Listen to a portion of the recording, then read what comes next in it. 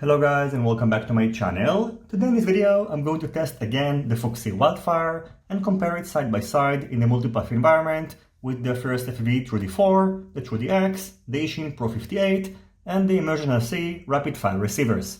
In my last multipath test I used this side by side comparison stand which is based on FuriousFPV dockings which are connected to FXT DVRs, and I was told by the developers of the Foxeer WildFIRE that my test is not valid, since just like the RLC LRX, the model is using pulsing recovery and it must be mounted directly inside the model bay of Fetcher goggles. So in this test I won't be able to compare 4 receivers side by side, and I mounted the receiver directly inside the model bay of 2 Fetcher HD02 goggles and I recorded the screens internally using GoPro cameras. In addition, I also used 2 RF splitters, so both receivers are connected to the same antennas.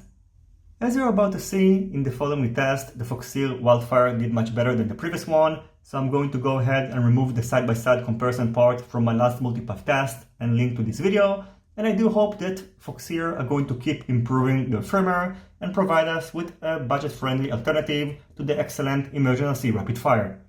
In addition, another conclusion that I have from this test is that the Fetcher HDO DVR is not a very reliable way of comparing receivers. As you're about to see, the video keeps losing sync, and filming the internal screen of the goggles is a much better solution. So I hope you will enjoy the rest of this video, and as always, if you have any questions, feel free to ask them in the comments section down below. Don't forget to leave a thumbs up if you like this video, and consider subscribing to my channel and hitting the notifications bell if you're not already subscribed. See you on my next videos, and goodbye.